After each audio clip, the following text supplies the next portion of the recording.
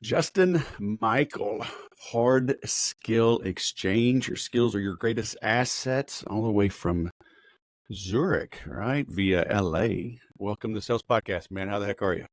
Really excited to be here, Wes. This is going to be great. Thanks for having me. Yeah, man. So I ran across you online. I ran across your hard skill exchange. So that's interesting. I want to give you as much time as you want to explain that. But I've been checking out your books, and I've got here.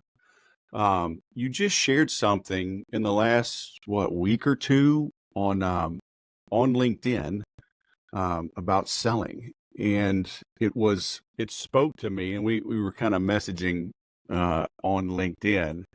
It's like we're kindred spirits.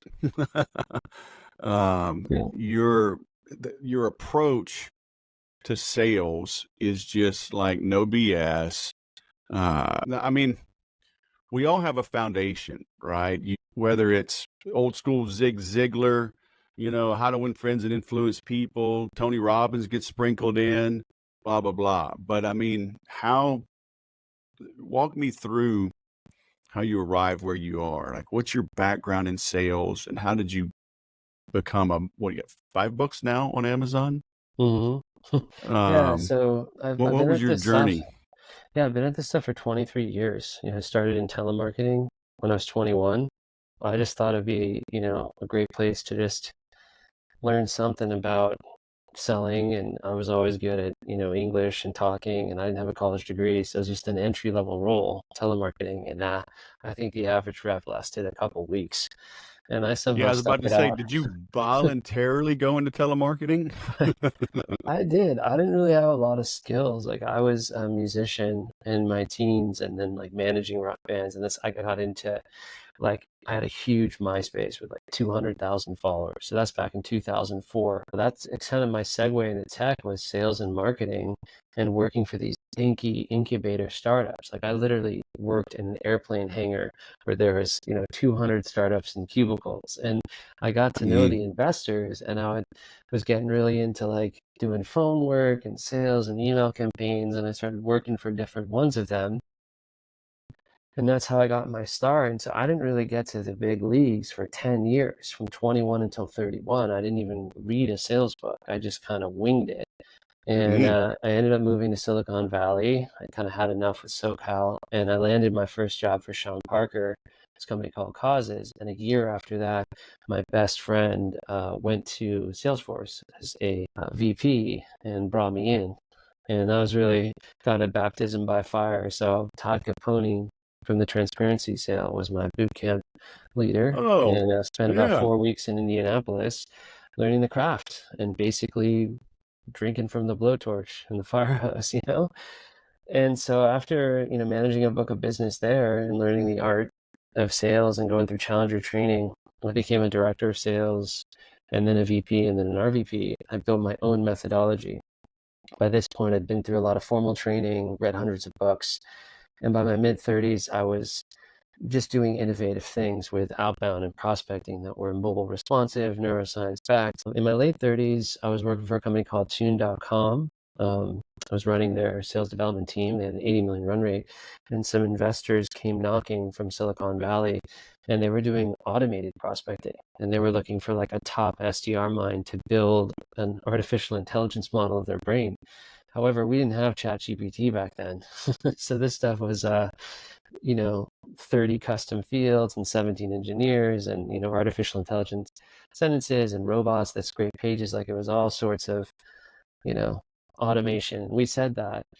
And so when I turned 40, I had a ton of job offers and I decided, hey, I'm going to do some advising and coaching and consulting. And for the first 3, 4 months, nothing really happened. Actually, my first client was a Mark Wahlberg venture at 45, like a pop-up gym. I was helping them with social selling because I ended up making my way to New York and working for LinkedIn in the Empire State Building. Yeah, so at 40, I started consultancy, and month 4 it just took off. And I had like a huge month, and then month 9 it took off, and I was like, hey, why did I do this for the last 15 years? And so fast forward, I wrote a book called Tech Powered Sales with Tony Hughes in Australia, and that became a bestseller. And then since that time, I've written a trilogy called The Justin Michael Method, put out my method and released it into the wild on Reddit, and I think it's driven over $1 billion. I mean, everyone's downloaded this email and phone technique, and I've worked with probably 200 plus startups the last 4 years and coached about 1,000 people one-to-one. Yeah, and when it comes to like top of the funnel, I'm one of the top 5 names, I think, doing this stuff. I was lucky enough on my first book to have Aaron Ross come and write the foreword and Mark Roberge to endorse it. And yeah, so it's kind of a crazy story because I I kind of came out of nowhere and leapfrogged. Yeah. So how long were you at Salesforce? Just a couple of years, I was just a strategic account executive. I was doing more of like quarterly business reviews and upsell and cross sell, but it really taught me the art of project management and a lot of the formal processes of, structured strategic matrix selling, whether that's Miller Hyman or Sandler, and I've been through Sandler as well. So yeah, Yeah. after that, I worked for a bunch of like mobile marketing startups that probably nobody's ever heard of. But what was good about that, doing that for 13 years, I'm 44 now, is I had a lot of expertise in that one sector. So yeah, that's advice I always give people is kind of pick a sector and become a domain expert if you can. Gotcha. I've struggled with that personally. Like I've sold a lot of SaaS, um, being on my own since 2006, 2007. But I've never had a niche. It's just, I always tell people like I help humans sell to humans. That's good. Um, you know, but I mean, there's pros and cons to that, and pros and cons to niching. Like how niched should somebody be, right? Because I'm evolving. Some of it was by design, some of it was forced upon me because the SaaS companies that I have sold for as an independent contractor, a certified partner, affiliate marketer, whatever, they change their partner plans, change their agreements. So, you got to be careful. It's like building your home on leased land. Well, When they say they want it back, there's nothing you can do. It's like, well, move. So should I pivot, and go I mean, there's an argument I could make. I could help SaaS sellers sell SaaS. And I had a URL for a while. Maybe I should go get it again. It was called Sell Your SaaS Off. But I think it was a little too cutesy. that's a good one. Uh, Oh, but oh are you man. still niched, or is it broader? Like, do you just help entrepreneurs or small business owners or executive, C-level players? Yeah. So I'd say 95% of the people help are SaaS. I was in 13 SaaS companies, and I was Holy kind of cow. at the front of that in 2006. Yeah, and for me, the whole trend of mobile marketing, I got into it out of South Africa before it kind of hit the States. Friends of mine were running call centers for these South African mobile companies, and so I was kind of ahead of it. And by the time I was done with it, like just everyone in the industry knew my name. So I'd built this crazy network. I maxed out my LinkedIn at 30,000 connections. I would go to, mobile meetups somewhere like in Barcelona, and I just know hundreds and hundreds and hundreds of people. And then what happened was every time I switched companies, like the CEOs would talk. In fact, there was some scene on a boat in Cannes where two rival companies, the CEOs met. It was like, hey, should we hire Justin? Because like he's a professional stalker in a good way, because I was just like the honey badger. And so I was able to get really crazy base salaries because I had four companies bidding over me every time I moved. And because I was one of the few people in the industry doing heavy cold calling, using dialers, doing personalization, and using tech stacks before everyone else, then, it was also really interesting because I was able to build tremendous amounts of pipeline very quickly. And so my consultancy really is focused on the top of the funnel, opening as the new closing. I have sort of deniched since that time. I've worked with people who have a hat company, real estate, insurance, investments, everything. And I'm not a one-trick pony. Like I really do know the full cycle, but I just find that more often than not right now that the first meeting is just tough. Just cracking into Inc. 1000, Fortune 500, these little companies, they get funding and then they just can't get enough pipeline to get off the ground. And the sales teams aren't calling because they've been told that the buyer has changed, that the human brain is identical to 1910, which was going to be the first name of my book. So, I What's get in that? there and get them to call. What? So like, well, the human brain hasn't changed in, hundreds of 200,000 years, the neocortex. Right, So right. But what did you say before that though? You say sales teams aren't calling, They're not calling. Like it's the and silent then sales floor. So they sit back and they think that the prospect has changed. They're like, sales has changed. This oh generation yeah, doesn't yeah, answer the phone. You know what I mean? So I'm sure you see that, right? Like right, right. this whole idea that channels are dead, and I go in and I just start making calls. People start answering the phone. And if you have value and you have acumen from the front of a call, you can kind of keep anyone on the phone. Nobody wants to get cold called by a pushy salesperson, but everyone wants value. Hey, Justin, yeah, the reason for my call, I know you're busy. I just wanted to take a quick minute.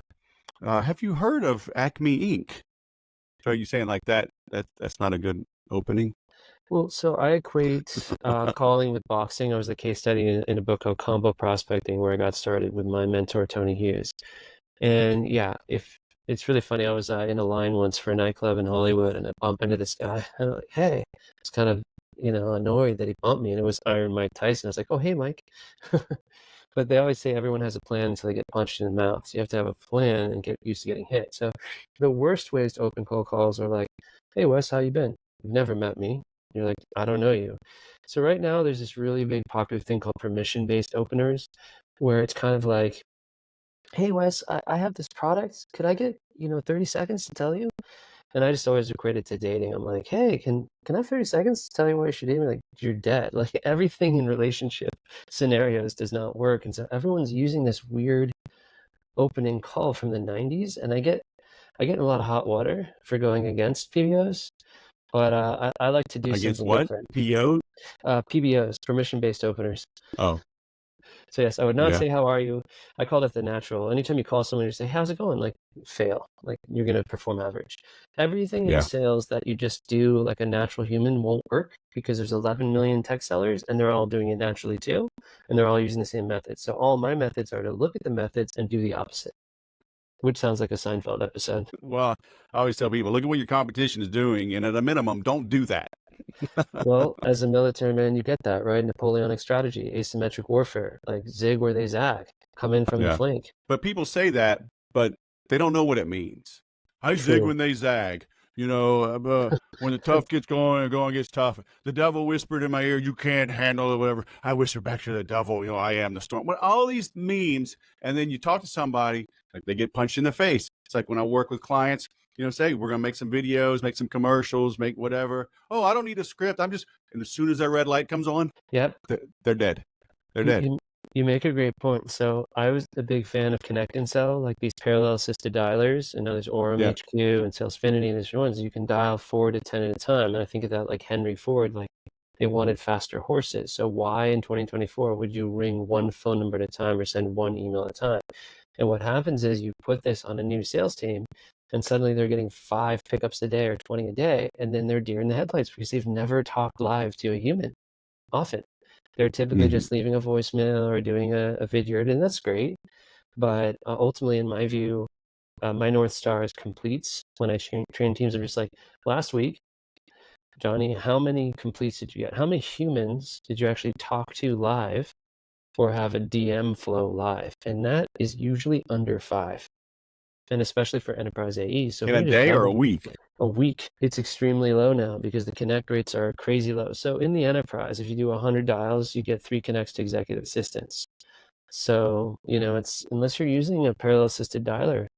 So one person on a pad can be more effective than a team of 5 One person on a pad. What you mean? One person with one of these auto dialers? Yeah, and obviously you need quality data, and there's other things that goes into it. And you obviously need to say the right things and do the right things when you connect. But there's a lot of debates here. There's also an understanding that when you're calling C-levels or you're being strategic, sometimes you don't want to use all the tech. You just want a human interaction and slow down and do something that doesn't look like a robot or ChatGPT. Yeah. Yeah. And I tell people all the time, you have to do what doesn't scale to truly connect. So use technology to kind of cast the net, to filter, to bubble up, whatever term you want to use. But at some point, you've got to be a human because everybody loves this AI and blah, blah, blah. Okay, that's fine. But I think if you get too cute, too advanced, and that quality prospect thinks they're having a real conversation, and somewhere either on that conversation a week later, a month later, a year later, they find out it's all been fake, I think they're going to be pissed off, and I think they will go scorched earth on you, but I'm old school. No, I like that though. I love this expression that like slow is smooth and smooth is fast. Yeah. Also taken from, heavily used in the armed forces. I was not in the armed forces, but I have a lot of respect for Well, veterans. I learned that swimming 3.5 miles across Tampa Bay with my buddy. I was a Navy SEAL. That's where I first learned that slow is smooth and smooth is fast. I was like, It's okay. incredible, but what you just said in outbound now is we're in this environment, right, where the average C level is getting 250 calls a week, sometimes a day, like a CIO. You know, if you're overly focused on email and you spend 3 hours researching one email and emails can open at 20% rate, you're probably not even going to get it read. However, Yeah. if you slow down and set a FedEx to them, like direct mail, if you leave a voicemail and something on LinkedIn and create like a custom Loom video and just do a variety of touch points and slow down, what won't work is just putting a ton of C-level decision makers into one of these spam cannons. And then I get the question like, Justin, what's the perfect email? I'm like, that flow, like that workflow, that motion will work because like decision makers don't want to get spammed 27 times. Yeah. So you have to be more creative now with the humanization of this, you know? Yeah. And I've preached that for years. I call it multimedia multi-step, Mm, wicked. because people, the same, they'll ask me to write for them, and I'll say, I'm happy to write for you because I charge a whole lot of money and it's super simple and super fast.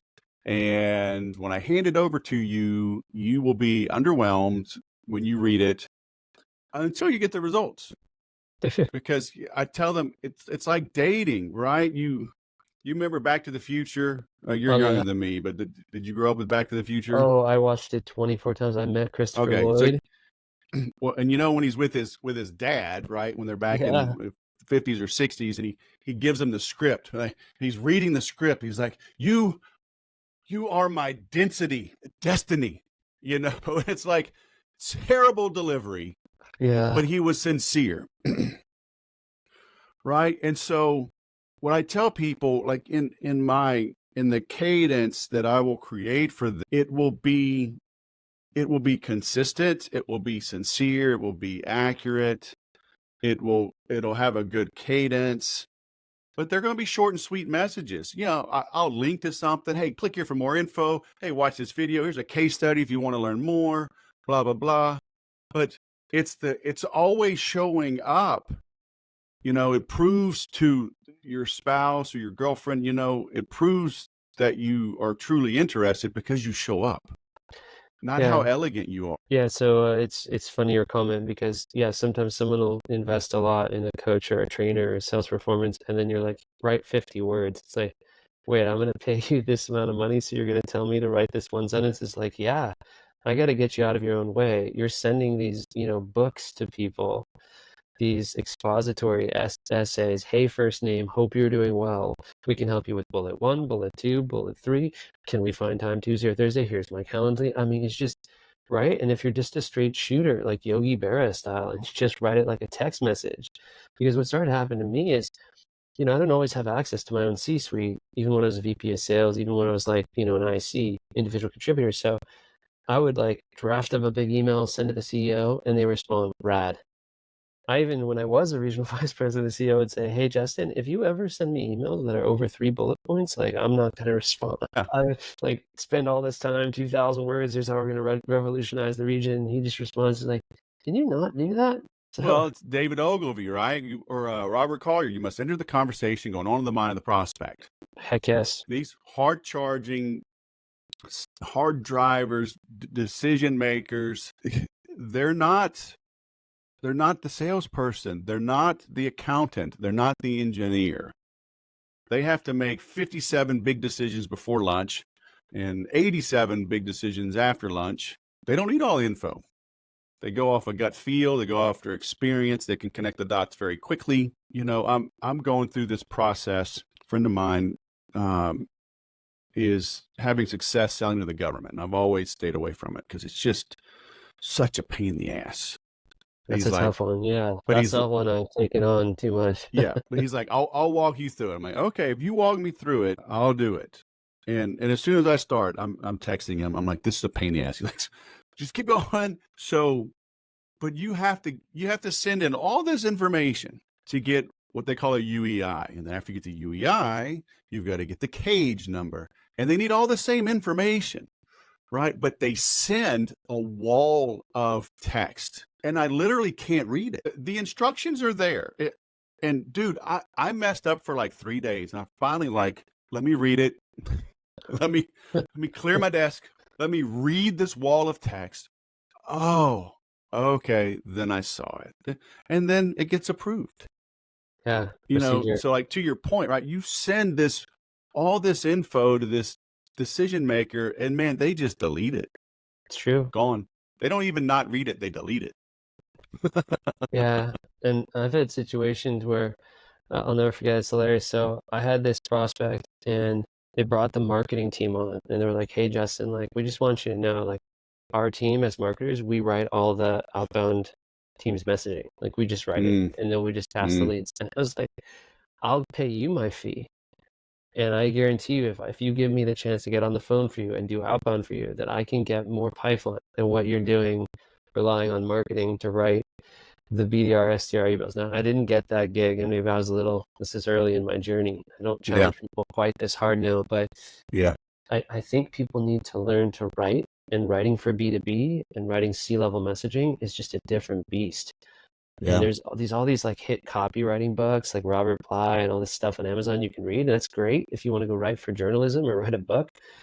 But yeah, it's an alien world inside LinkedIn. Getting emails to hit, you need visuals, you need diagrams, you need creativity, videos, voice drops. Like it's all about punchy, right to the point. I always say like if you get a meeting, you're right. There's no hard and fast rules. So like maybe yeah, you researched for 5 hours and they love the email, but then it's just it's how much time you have.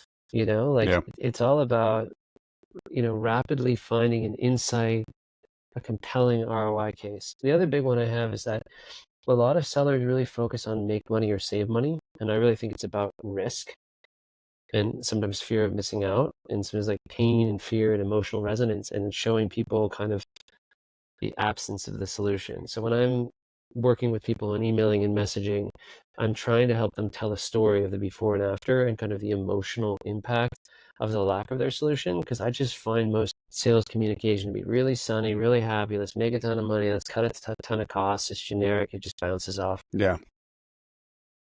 Yeah. I remember years ago, I was young, I was like 14, and my dad was trying to dipping his toe in some entrepreneurial waters. And he was in the commercial insulation space, and some guy had some invention for commercial buildings that would like reduce energy costs. And he knew a guy that owned a building and he presented it to him. And the guy was like, I'm more interested in making money than saving money.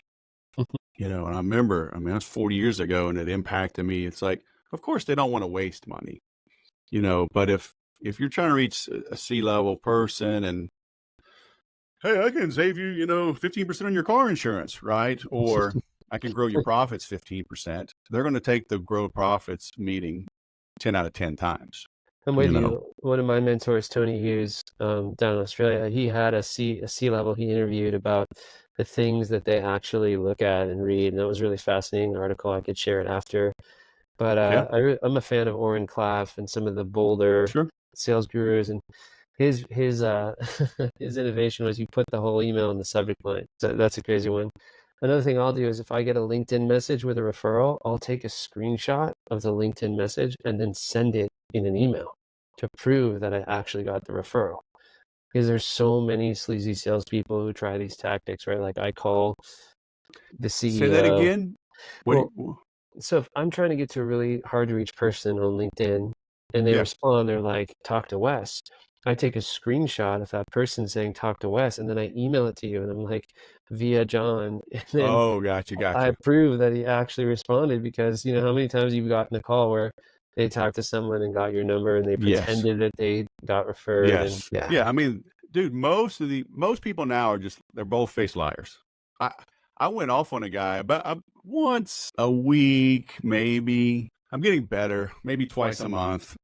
Um, I, I somebody catches me wrong, and I reply to them and just light them up in the DMs. It's this one guy. He's a nice looking guy. I went and looked, all these nice words in his description: family man, beautiful family. But he's spamming the crap out of me because my name has a dash in it. I put West Dash. 'Cause years ago, I had a red phone just to stand out on LinkedIn. Now it's just a dash because I learned people screen scrape Yeah. and they don't clean up their data. So when I get a message, hi, West Dash. And then I get an email from him, personal message. This was not a personal message. It said, hi, it said West Dash. And in his one, and I just shared it the other day, West Dash. It had two grammatically incorrect, just the sentence structure. Somebody, English is the second language, wrote the email, right? So it was a 4-sentence message and there were 4 errors.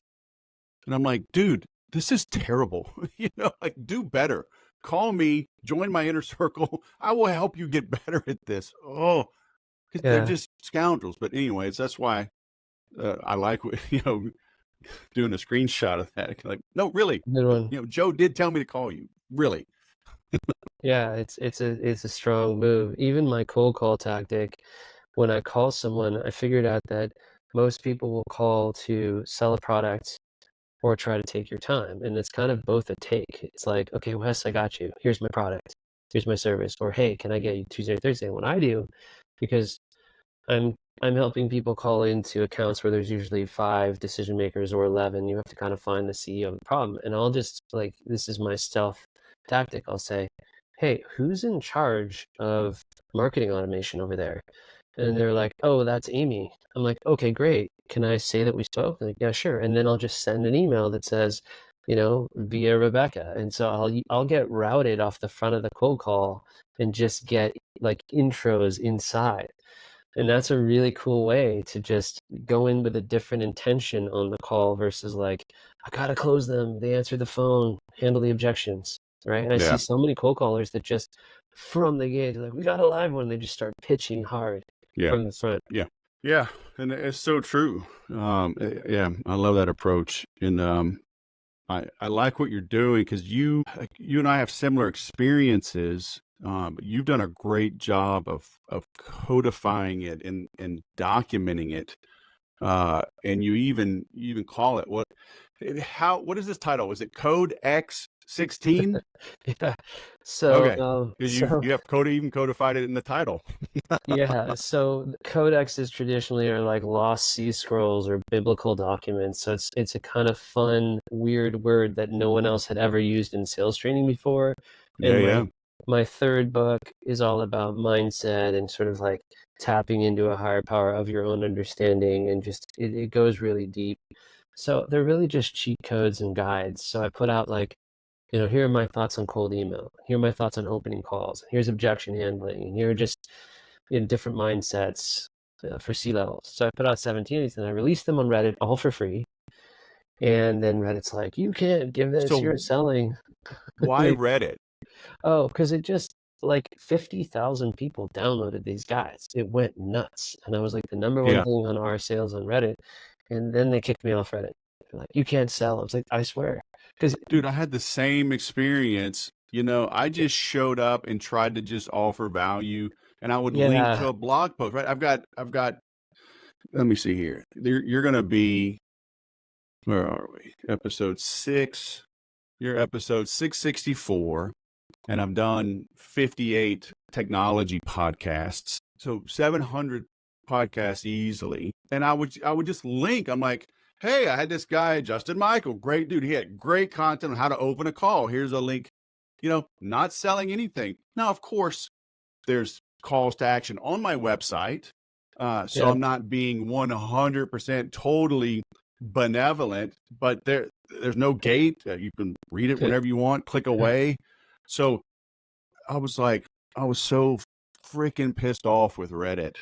Yeah, I'm not a fan. There's some good people in there. I've had some clients come in there, but typically I stick these days to LinkedIn, maybe a little Twitter or X. It's getting a little crazy over there too. Yeah, I just found that like the open source strategy, um, and it was interesting. Like I got a lot of people knew my name really fast, but what happened is all these outbound trainers just copied the guides and copied my methods.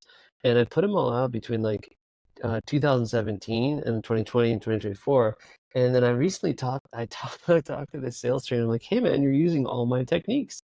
And he's like, oh no, I've never read your stuff. I'm like, okay, check this out. He's like, and he reads one of the codexes and he's like, oh wow, this looks like a lot of the other people out there. I was like, yeah, except I started doing this in 2017 and they read the guide and then they did it and then you did it. And so at the end of the day though, like my inspiration is kind of like Van Halen, right? Like I don't think Eddie Van Halen was the first to tap with two hands on the guitar, but he's kind of known for it. So when it came to sending Venn diagrams and emails, when it comes to making an email like 7 words all lowercase, when it comes to thoughts bumps or using clusters or certain sequencing structures, a lot of the stuff that's getting really popular out there, some of those ideas like came out of some of my playbooks long ago. So I can't patent this stuff. Like it's a short email. I'm sure somebody did it at Oracle in 1999 or something, but what I ended up doing to codify this for real is I created like formulas and frameworks and what I call heuristics. It's a word that just means shortcuts. Because my whole thing is I don't want to give you a script or a template because then you're going to learn it rote and it's going to fatigue and everyone's going to use it. I want to help you think for yourself, like, here's how to craft elements of language that are going to be helpful for you. So if you're vague and generic and it's vanilla and you're too praiseworthy, that's not going to work. But it's short, hard hitting, there's social proof, there's pain, fear, there's right other logos you mentioned, some differentiated value prop. Like I give guardrails, kind of a rubric for communication, and that has been the most effective. Because when ChatGPT came out, they're like, well, we're going to put you out of business, Justin. Like I just fed ChatGPT all your books and now we have JMM GPT and I can just right, ChatGPT just does it. I'm like, nope, it doesn't do it. And the reason being is that the robot is not allowed to be negative. And when I sell, I'm telling the story of David Goggins' before picture. And then I tell the Yeah. after. And the robot just was like, Wes, you're so great. Isn't it awesome? Your promotion. Like, I'd love to meet with you. And it's just, right? It's needy. It's a needy way to Yeah. communicate. Right. Well, so funny story. Uh, I've got Neil Strauss's Rules of the Game on my bookshelf. Have you heard of him? Huge influence on my work, and I was shocked to hear that Robert Cialdini was into that stuff. It's those He principles was? are like gravity. Yeah, I guess What? someone was in his class at a university and told me the other day that he's like, a genius at interpersonal dynamics. But yes, definitely read Neil Well, he Strauss's was in the second book. pickup artist game, or just leveraging like the talk tracks and stuff, or I the don't think he thinking was in behind the it. game, but I think he taught enough college students that he was aware of it. And I think he had opinions Okay. about like dating and social sciences. I wouldn't say that Yeah. he's a family man, and so am Yeah. I. And Well, I like Neil Strauss's second book better, but it is what was the second book? well, he reverses his thesis. He gets out of that lifestyle and writes Yeah, one yeah. called The Truth, and he's like, yeah, everything I did was wrong. Oh, gotcha. I haven't. Well, so funny story, right? This is probably, let me see, we've been in this house like 15 years. And we were here. So it was about 14, 13 years ago. I was researching to write a blog article on like best sales books or something. So I did a Google search, top sales books, best sales book, blah, blah. And as I'm seeing all these, I'm like, okay, got that one, got that one. Oh yeah, and boom, boom, boom, boom. And I see Neil Strauss. I'm like, who's this guy? Right? Like, I'm the sales whisperer. Circle R trademark thingy. I am the sales whisperer. How do I not know this top sales book? I'm like, oh, because I've been married 29 years, right? So I had to. I used a private browser to go get a bootleg PDF copy because I don't want anybody thinking if I die and they find my browser history, like this dude's getting pickup artists, So then I'm like, okay, this guy's legit. So I get tell my wife, I'm like, hey, I'm ordering. You're gonna see game rules of the game. I'm ordering pickup artist stuff purely for research, and now I legit follow 3 or 4 dating coaches online just to get ideas because like the interpersonal relationship. Because years and years ago, even before all this, one of my key slides in my training is the sales equals dating pipeline. And I Mhm. talk about stages. And one of my signature, my on-demand course is called To Make Any Sale, You Must Make Every Sale. So it's makeeverysale.com.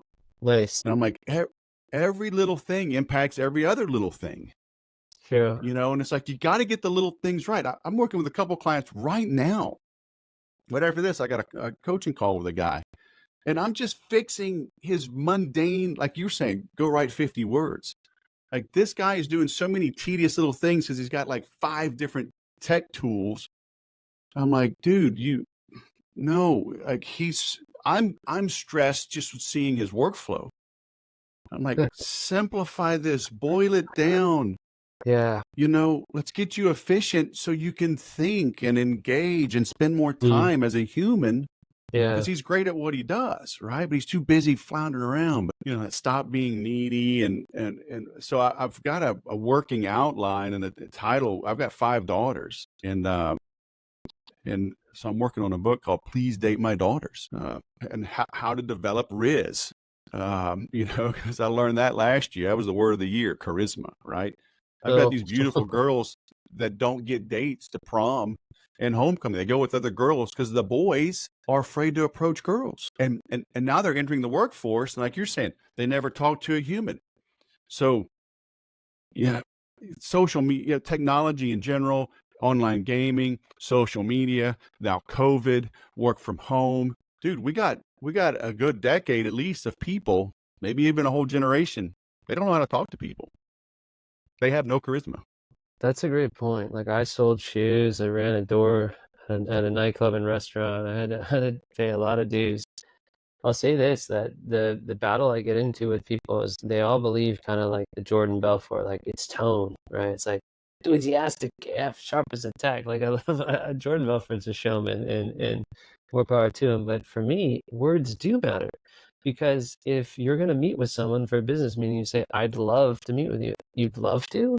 That's a strong word just throw in there. That's kind of like, I'd love to close you and make commission, right? So, like, I really think that yes, you need the tonality. Yes, you need, the value, but it's like what you say, it can really matter. And I remember Tom Hopkins, who's kind of this real estate guru, golden age of sales training.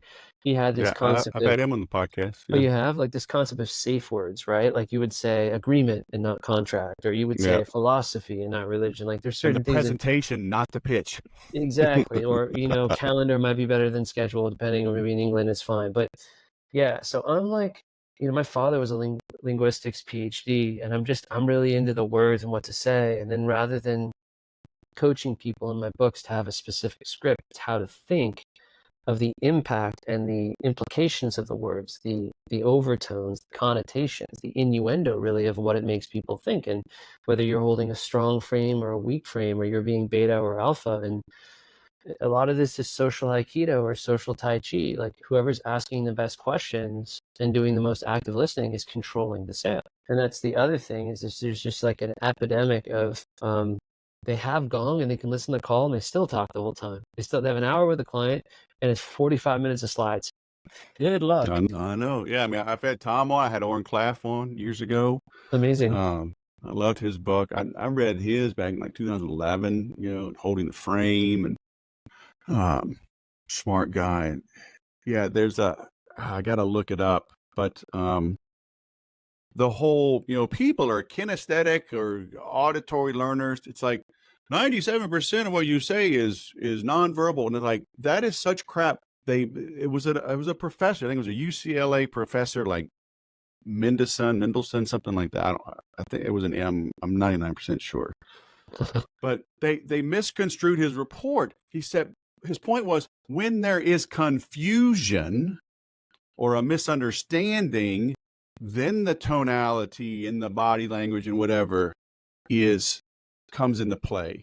So, if you're like, "Hey, Wes, you want to go out and have a beer?" And like, but my wife is right there, and I'm like, "No, man, I cannot go have a beer." But I'm nodding like, "Yes, please save me. Give me an excuse. Get me out of here. I need some man time." So, okay, now the body language, wink, wink. So, but that, look, literally last week. Some woman I'm connected to on LinkedIn is a nutrition health expert, whatever, some kind of guru, and is touting veganism. And she referenced Mike Tyson and Bill Clinton. And I knew both of those were off because I've just heard stories. So I Googled it. Mike Tyson gave up veganism years ago when he started fighting again. And Bill Clinton, there was an article. He has two doctors. One says yes. The other says, dude, I got him off of that. And he never really did it sincerely. And I'm like, I cannot imagine Bill Clinton going to some bougie Michelin, New York swank restaurant and ordering kale. Okay. That dude's a meat eater. I don't give a shit what anybody says. So this woman, so I found those two articles within like 3 minutes of searching. And she's like, oh, thanks, Rob. I'm referencing old data. So people all the time, experts are misquoting stuff. I mean, nobody's curious anymore. There is almost no reason, despite all the fake news, there is almost no reason to be wrong in what you put out there if you're serious in your craft. You can follow the thread. You can find the overwhelming preponderance of the evidence to make sure you're putting your best foot forward, to make sure that you're accurate. Of course, mistakes will always be made, but like that was blatant. Like Mike Tyson gave I think it was a Joe Rogan interview, but it was a huge, I'm pretty sure it was Joe Rogan. Like, yeah, I haven't been vegan in years. Like, it's not hard to find. Why are people so lazy and not curious? Is it just the nature of the beast? Just entropy? Just like we're like water. We just take the path of least resistance. Well, there's a lot of distractions. It's like when I wrote my books, I thought, what new can I bring to sales? So I thought, the Sandler system is very deep when it comes to full funnel, but it kind of assumes that you already have someone interested. So I thought at the very top of the funnel, what if I could build like one of the deepest ever systems that takes into account neurolinguistic programming and game theory and neuroscience, behavioral dynamics and behavioral psychology, and weave that all together. And I ran experiments. And so, the books are really interesting because I got about 80 legal releases. I have hundreds of attributions, and I mashed a lot of things together, and I tested a lot of stuff. And I really believe that, my methodology for top of funnel is one of the deepest, if not the deepest of all time. And it's up for the eye of the beholder. So I'll let you all check it out if you haven't read it already. Nice. So is all that's available in your books? I'm linking to Amazon. So Tech-powered sales was really about the tech stacks and how to leverage them all. In a way, we kind of predicted ChatGPT in 2021. But my new series is really, if you can't afford to have all the fancy tech or you have the MacGyver stack, how do you leverage it, right? So book 1, Sales Superpowers, is really about top funnel. Book 2 is full cycle, and book 3 is mindset. And yeah, it's kind of a magnum opus, my 23 years and 13 startups and, all these sessions of people. And I wrote it like a time capsule. And I wrote it in a way that I really wanted it to last for 2035, 2055. So it's like written in a timeless way for the future. So if you pick these things up, it's going to be a way to, get some very innovative approaches and methods right off the bat that are hyper tactical that you can use immediately tomorrow in your day-to-day. Okay. Yeah. So I'm linking there. Traction selling, sales superpowers, method, tech-powered sales, reinventing virtual events. Very cool. I'm ready to stop writing books. But Do you like it? You like writing? It's like a love-hate relationship, right? Because you spend more time on the edit. You just spend more time just sitting there, like reading it again and reading it again and reading it again, and you could go forever. I finally hired editors in the UK to take care of it and actually just kind of lowered the reading level so it's really universal. Because I love Ernest Hemingway, and I think, like you said, simplicity is the ultimate sophistication. Like, it's not always about all the jargon and all the acronyms, right? I wanted something that people could use that would actually have a different result. So yeah, it's what I don't like doing is recording the audio for an Audible. So I had AI do that for these because I just couldn't. I did 40 hours of my first recording with a crew, and it was hell. But you're a Navy SEAL, so I'm a civilian. Nothing is actually hard. No, I wasn't a SEAL. I just swam with them. Oh, okay. All good. I'm sorry to mistake that. Well, hey, it's been a real blast to get to talk to you. I've been wanting to. Yeah, man, you too. I hop on appreciate it. in. So you're in Europe now. So when you get back, hit me up, man. Come wine tasting. Sounds great, man. I will check out some more of your podcast episodes too and share that with my communities. And yeah, let's stay connected. Thanks again. Sounds good, man. Have a good night. Cheers.